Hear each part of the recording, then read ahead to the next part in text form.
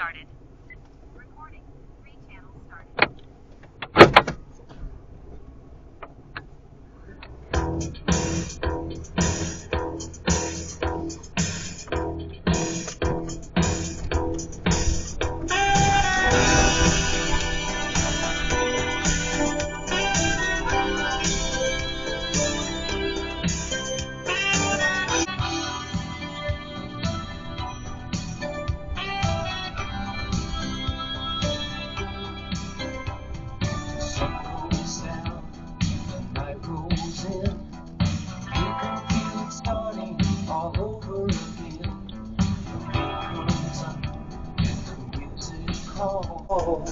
You're getting tired of staring at the same four walls. You're out of your room and down on the street. Going through the crowd into midnight heat. Traffic roars, the sirens scream. Look at the faces, it's just like a dream. Nobody knows where you're going. Nobody cares where you've been. 'Cause you don't belong to the city. You belong to the night. Traffic roars, the sirens scream. Look at the faces, it's just like a dream. Nobody knows where you're going. Nobody cares where you've been. 'Cause you, the sirens scream. Look at the faces, it's just like a dream. Nobody knows where you're going. Nobody cares where you've been. 'Cause the traffic roars, the sirens scream. Look at the faces, it's just like a dream. Nobody knows where you're going. Nobody cares where you've been. 'Cause you belong to the night. Living in a river of darkness beneath the neon light. You were born in the city, concrete under your feet. It's in your roots, it's in your blood. You're a man of the street.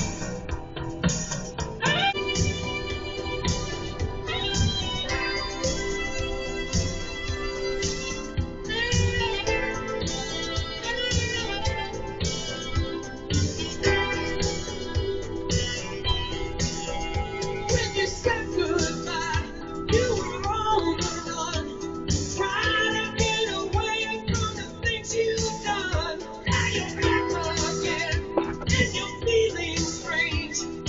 So much has happened, but nothing has changed. You still don't know where you're going. Hey guys, welcome back.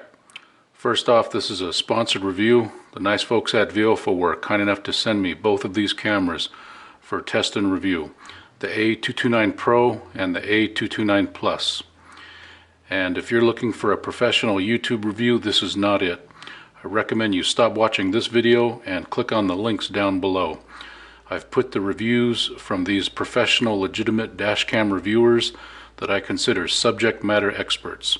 And they are Robert from Retro Car Guy 530, Ben from Safe Drive Solutions, Ariel from Vortex Radar, and Brosa from Black Box My Car. Those are my favorite dashcam review channels. And I consider myself a very basic user. I just started using dashcams in 2019, and I just started testing and reviewing in 2022.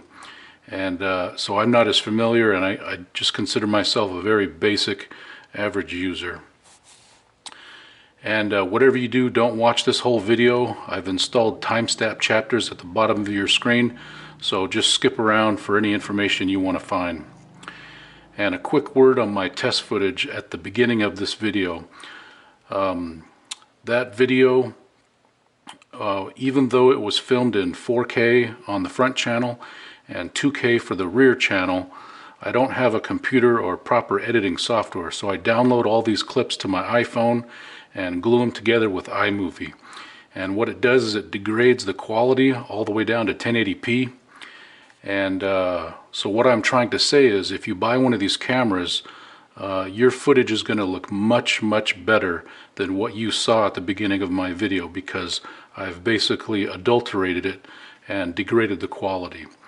So if you want to see what a true representation of what the footage really looks like on these cameras, I've uploaded all of my raw test footage into a separate playlist, and I've got a link to that down below in the description box. And if you click on those videos, you can actually watch them in the 4K and 2K resolutions. So what that means is, if you buy one of these cameras, your footage will look identical to that if you upload it to YouTube. And another quick note is, if you noticed on my test footage, I had 7 different POVs. I had 7 different cameras. And so basically I had three channel dash cams installed on here. And it's kind of confusing, so I made this diagram. So on the first A229 Pro, I installed the first unit on the front windshield, and then I installed the IR interior camera on the driver's side A pillar, and then the rear camera looking sideways on the B pillar out the rear window. And then I took the A229 Plus and I also put it on the front windshield, and I put the IR interior camera on the A pillar looking inward, and the same position for the rear camera on the B pillar looking out the window. And I had a third A229 Pro unit. I mounted the front unit on the rear window looking backward, and I connected a IR interior camera looking forward. And I did not connect the rear camera because I'm leaving that open, because Viofo is working on a waterproof rear camera, and I'm planning to put that on the bumper to test that out. More on that later.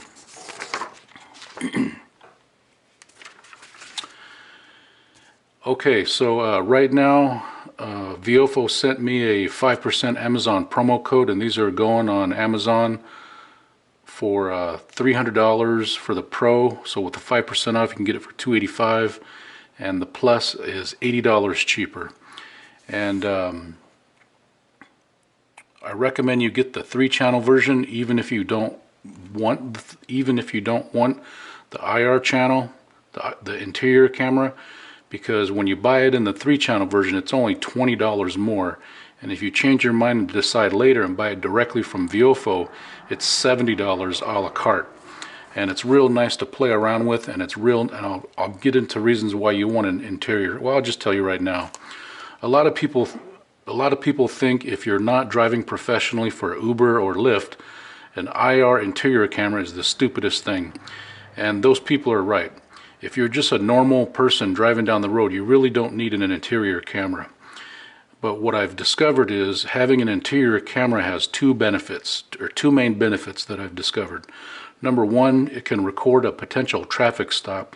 It can shoot out the driver window and catch your conversation with the law enforcement officer. And the second reason is it can capture a lot of information in a parking mode situation, because it's going to be able to look out the side windows when your front and rear cameras are only looking out front and rear. So it can really help in those 2 specific applications. So I've got a list of pros and cons and final thoughts. I've got a list of improvement wish lists for 2025 if they make a Generation 2. But first I want to answer some questions. So why is the A229 Pro significant for 2024? Well, based on overall image quality, this is going to be the best dash cam of 2024 in my prediction. And the reason why I say that is because Blackview and Thinkware have shoot their shot, and their flagship cameras do not have HDR. And if you don't know what HDR is, it's basically very important. It's basically absolutely necessary if you want to be able to see anything at night. Without HDR, all of the important details like signage and license plates is going to be blown out. So even though they have the new Starvis 2 IMX678 image sensor, without HDR and the proper firmware, it's not going to be as good as at night. So right now, that is my prediction for 2024. And okay, what are the limitations of the A229 Pro? Well, the limitations is there's no cloud connectivity and there's no low power parking mode. And that's where the Blackview and the ThinkWare excel. Blackview right now is the current king of cloud connectivity. If you need to monitor your driver 24/7 and you want to be able to upload your cloud and look at your footage, Blackview is the only game in town, really. And if you want low power parking mode, ThinkWare, their new model has built-in radar sensors so that the camera can almost completely shut down to a no or low power state. I think it's around 7 or 14 milliamps, so the camera can last for like a week without a dash cam battery pack, and then when it wakes up it'll start recording. But the problem with those two cameras is they don't have HDR, so image quality is not good at night. During the daytime it's perfectly fine, just at nighttime it's just not good.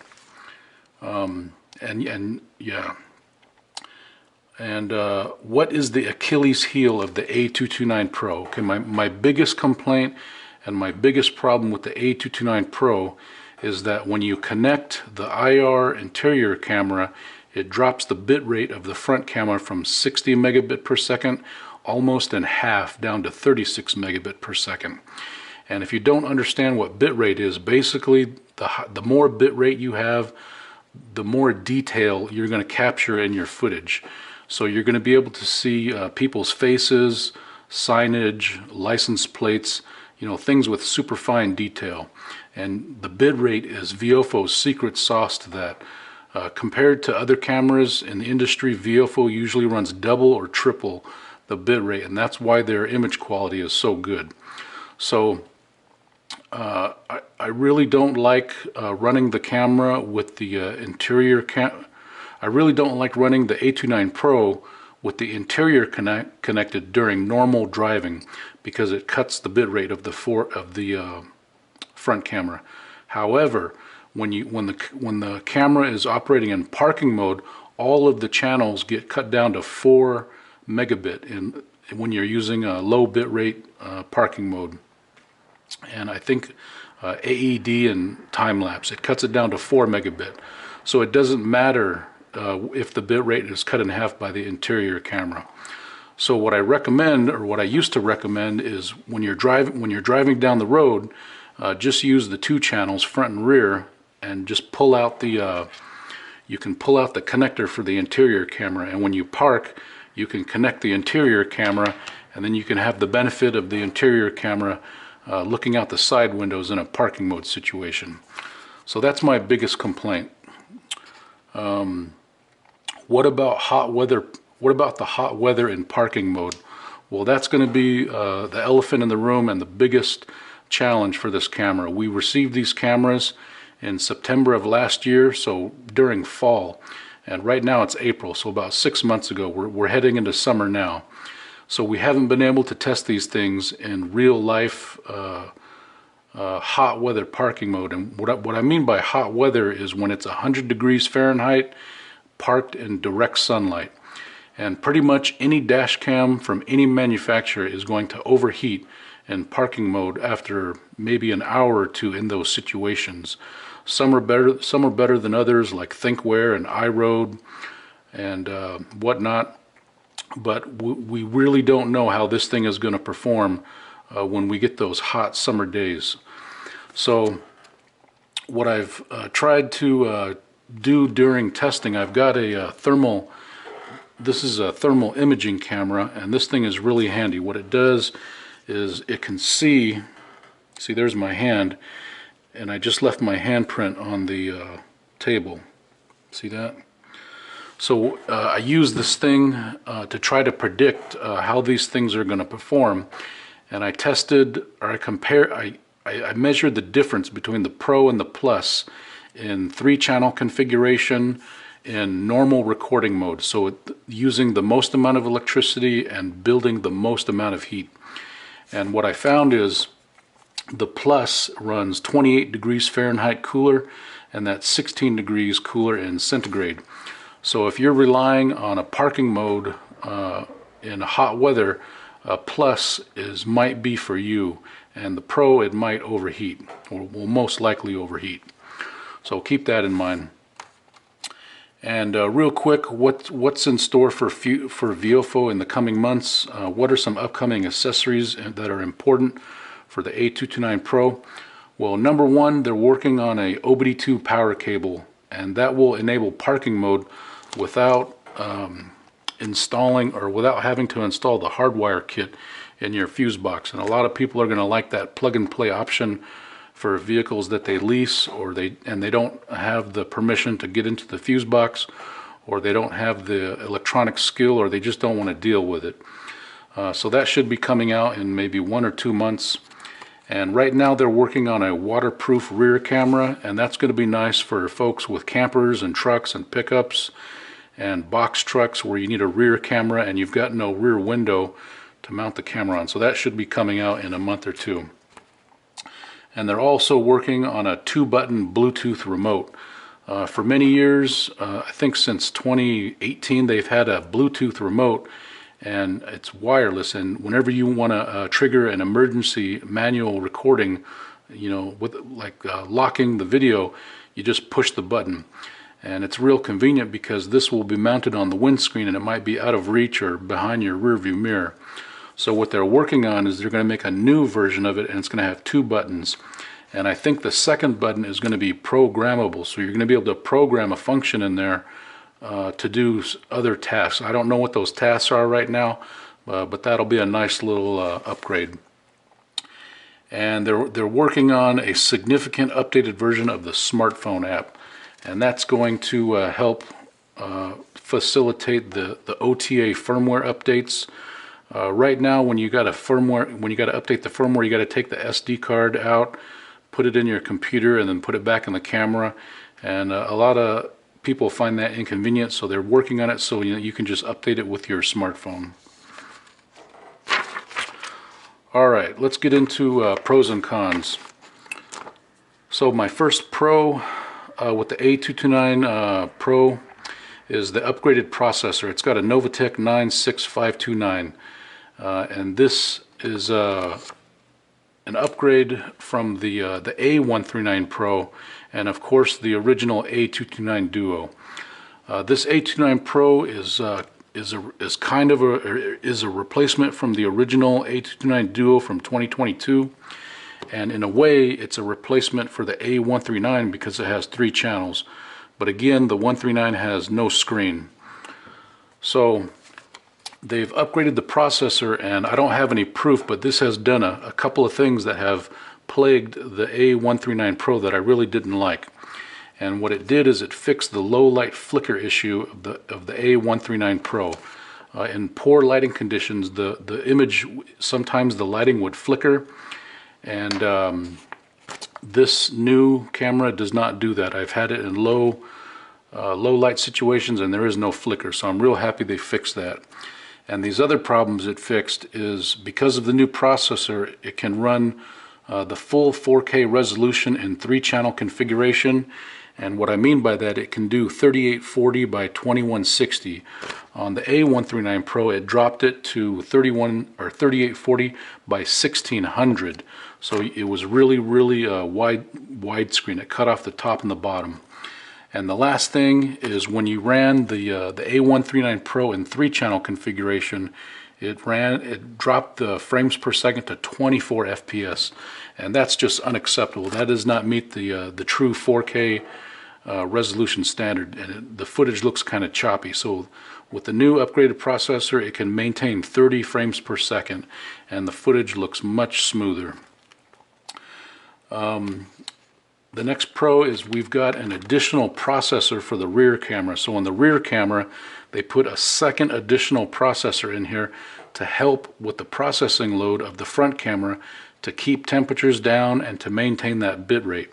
So when you connect the rear camera, the front camera still has that 60 megabit bit rate. But of course the interior camera, it doesn't have that. So when you connect the interior camera, it has to compensate by dropping the bit rate so it can do all of the processing. The next pro is the GPS module is upgraded to a quad unit. It uses, in addition to GPS, it uses Beidou, Galileo, and GLONASS. And I don't have any way to prove it, but they say that it has improved accuracy, and it's able to get signal much quicker, and that I can attest to. When I'm testing these dash cams in my garage, previously sometimes it can take up to 30 minutes to get a GPS signal for your speed and coordinates, and with this new model I've seen it grab signal almost instantaneously. So I really like that. The next pro is it's got an upgraded LCD menu system.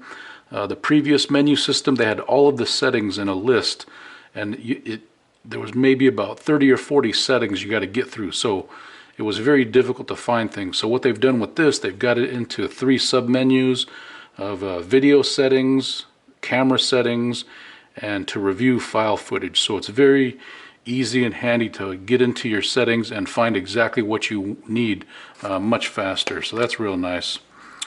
The next pro is they're going to be rolling out the OTA firmware updates. They've got the camera set up for it, but they need to update the smartphone app in order for it to work. So these are going to have OTA firmware updates. The next pro is they installed a 1-ounce heatsink in both of these models, the Pro and the Plus, to provide extra heat dissipation. And the original Duo did not have that. I opened these up and it's got a massive 1-ounce aluminum heatsink. So that's real good. The next pro is they've been able to enable Type-C to Type-C data transfer. And what that means is both of these cameras have the 5 gigahertz Wi-Fi, so you can download your recorded clips to your smartphone so you can share it easily. And on the Pro, a 1-minute clip with the highest bit rate is 430 megabit file size. And to download that to my iPhone SE, it takes 44 seconds. Now, they've come out with this new protocol. If you've got a Type-C to Type-C cable, just a regular standard 2.0 cable, you can connect your iPhone 15 with the Type-C and the newer Android phones directly to the camera on the rear camera Type-C output port. And you can download clips twice as fast. So instead of it taking 44 seconds to download that 1-minute clip, you can download it in 21 seconds. Now, what if you don't have an iPhone 15 or newer, or a newer Android phone? Well, I just got this the other day. This is an SD card reader, and for my iPhone SE 2020, and you take the SD card out of the camera and you can plug it in here, and you plug it directly into the phone, and it does the same thing. It can download a 1-minute clip in 21 seconds. And this is a little bit more convenient because you don't have to have a Type-C to Type-C cable and connect it to the camera. Normally when I review my footage, I just take the SD card out of the camera. And this was $9 on Amazon. Now, in the future, what they're talking about doing, this is the included data cable. They've come with the cameras since forever. It's a USB Type A to Type C, or it used to be Mini, and this is included with the camera. So what they're thinking about doing is they're going to swap this out for a Type-C to Type-C data cable. So that'll be real nice if they include it for free, just to give you that option of faster downloading. And the last pro is, I already mentioned it, the waterproof camera. Alright, now let's get into the cons. Well, I already told you about the first one. The first con is the bit rate reduction when you connect the IR interior camera. It doesn't reduce the bit rate when you connect the rear camera, only the interior camera. And it drops the bit rate from 60 megabit per second down to 36. My next con is there's no 4K at 60 frames per second option when you run the camera in one channel configuration. And I was real bummed when I learned that out. Usually when you run these multi-channel cameras in one channel configuration, you get more quality, more options, more resolution, more frames per second. And this doesn't have it because that's just a limitation of the processor. So hopefully we'll get a new processor for that in Gen 2. My third con is there's no optional CPL filter for the rear cameras, and that really sucks because my car, the rear windshield is very it's angled in such a way that I always get that window glare from the rear camera. So they really need to figure out how to make an optional CPL filter for these rear cameras that are press on or clip on or whatnot. My next con is they don't have independent HDR on-off settings for the rear and interior cameras.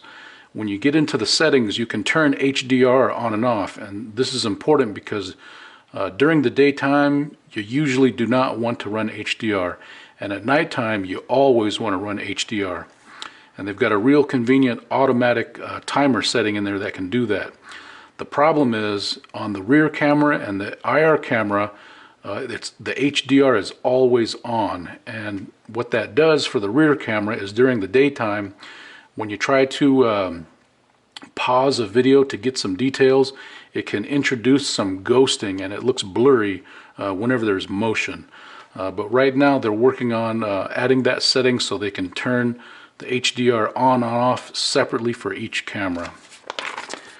The next thing, my next con is we don't have the coax cables. On the A229 Duo we had the coax cables, and a lot of people like that because of how thin they were. But the reason why I like them so much is because this new system, the rear camera is a Type-C to Type-C, and the interior camera is Type-C on one side, and it's this 3.5 millimeter TRRS mini jack. And I really think this is some lazy engineering on their part, and the reason why they did this is because the original Duo, this jack was for the external microphone, and I really love that because these cameras, the A229 Pro, it has the best audio quality from the built-in microphone on any dash camera I've ever tested, and using the external microphone, it made it even better. So what they did is they took away the microphone jack connectivity and they just repurposed that jack for the interior camera. And I really don't like that because now we've got this mismatch of connectors. I really wish it would have stayed modular so we can use the same cable for the rear camera as the interior camera, because it will just increase the flexibility of installations. But now we've got to buy, two separate cameras. And special note, they do have these 1 meter short cables for the rear camera because the included cable is 6 meters. Where there might be some applications where you want to put the rear camera on the same window as the front camera, and coiling up 6 meters of extra cable in your headliner can be a bit much. So they offer these 1 meter short cables. And for the interior camera, if you paid attention on my test footage, I had an interior camera mounted on the rear window, and for that application you would need the longer 6 meter interior cable because the included cable for the interior camera is only 1 meter because they expect you to put it in the front looking back at the passengers. So if you want an interior camera but you don't want it looking in your face all the time, you can put it on the rear window, but you've got to get one of these optional 6 meter cables. Okay, my next con is the interior camera. Maybe I'll take one out of the box here and show you.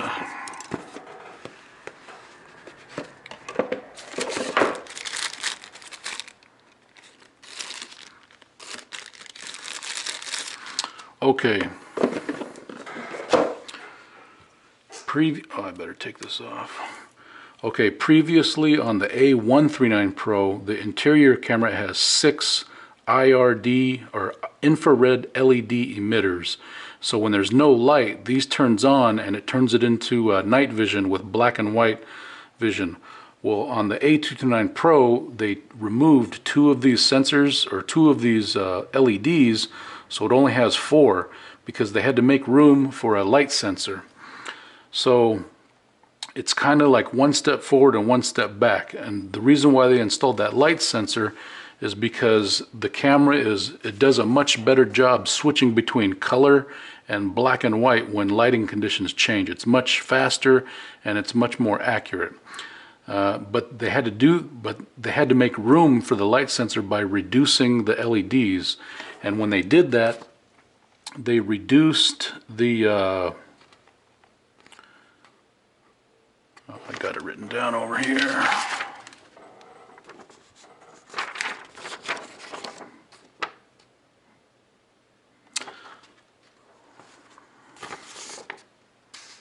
Oh, right here.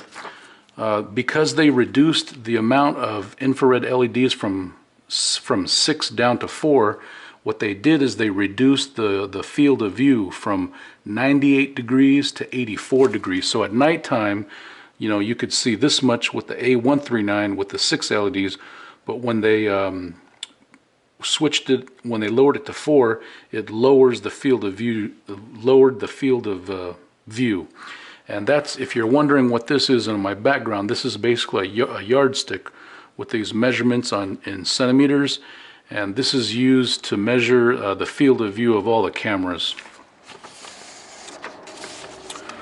Okay, my next con is, of course, there's no more external microphone. I really missed that. There's no included hardwire kit. There's no included 64 megabit SD card. And when it comes to these Viofo cameras, you really want to run the Viofo SD card and nothing else. There's only one other SD card that is recommended by Viofo, and I don't even recommend that one, because if you ever report any recording malfunctions, people are always going to blame your aftermarket SD card. So these Viofo SD cards are much more expensive, but they're worth every penny. And my last con is the lens adjustment. When this camera is on the windshield, the lens can only adjust 70 degrees, and I would really like it to adjust a lot more, maybe 225 degrees, so it could show the passenger compartment, and it will just give greater flexibility of where you can mount this thing, like on a Jeep with a vertical windshield or whatever. Maybe you could mount it like this to give it more range adjustment. I really don't see why they couldn't have notched the plastic just right here just a little bit more, so you can adjust this camera a little bit more. And the reason why I say that is because the A139, you know, it had that rotary system, and you could switch this thing 300 degrees of rotation. Okay, so that's my pros and cons. Now let's go to final thoughts. This is going to be best dash cam of 2024. My prediction based on image quality. That's because Blackview and Thinkware flagships don't have HDR. Some honorable mentions. There's a new camera called the Viewroid D21 4K. That's from South Korea. It's a newcomer, and right now I think that's the only camera that can legitimately challenge the A229 Pro. The image quality and the HDR night performance looks really good, but the rear camera, it's not a Starvis 2, so it's only 1080p. But it makes up for it because it has low power parking mode. And the only person selling that right now is Ben from Safe Drive Solutions, so check him out. And another honorable mention is the Vantrue N4 Pro, but I really don't like that camera because it has a hanging stock to mount, and usually any camera that hangs from a stock is going to have vibration. And there's some other things with that camera I don't like it only has H.265 codec, not H.264. And that's because of compatibility issues. Another video on that. And the 70mm A810, it's got really good image quality with the same Starvis 2 image sensor and HDR, but it uses a lithium battery instead of a supercapacitor. And when it comes to dash cams with lithium batteries, just forget it. Okay, improvement wish list. I've only got 4 minutes left on this video, so I'll try to burn through this as quick as possible. So I really wish, so this is my improvement wish list for 2025 if they make a Generation 2. I really wish it would go back to a 2-channel configuration and give you the modular connectivity to choose either a rear or an interior camera. I would like them to increase the rear camera to 4K, so just use the same sensor front and rear. And the interior camera, I'd like it to bump it up to 2K. Use the image sensor from the rear camera. I would like a 60 frames per second option on both channels, and that's going to require an upgraded processor. I'd like a 100 megabit bit rate for each channel. Right now it's 60 for the front and I think 26 for the rear. Give us 100. Give us back the coax cable. Give us back the external microphone. I'd like to see a narrow lens on this. Right now the lens on the this current model is, I've measured it at 112 degrees. The original A119 Mini had 93 degrees, much narrower. And what that does is it makes it a lot easier to gather license plates and important details that are right in front of you. And I know what you're going to say, well, if the image is too narrow, you're going to miss out information on the sides. Well, you always have the option to install additional side cameras to make up anything lost. I already said that. Okay, this one is important. For the interior camera, I'd like them to make the interior camera with a mount so that you can swivel it to the passenger window or the driver window for a traffic stop. Because usually on the car, when you install it, it usually cuts off what's a person that's standing outside your car when it's mounted on the front windshield, because it just doesn't have that field of view capability because it's mounted so close. But if the mount, you could swivel it from left to right, you could capture a traffic stop. And they kind of fixed that with the T130, but you could only swivel it to one direction, so that kind of sucked. And I'd like them to add give back the 6 IR LED emitters, give us an LCD display with an alignment line for 50-50 so you can adjust the lens properly, because if you've got too much sky, it's not going to let the auto white balance work properly, and if you've got it too low, you're just going to be looking at your hood. Okay, I think that's pretty much it. Thanks for watching. We'll see you next time. Bye-bye.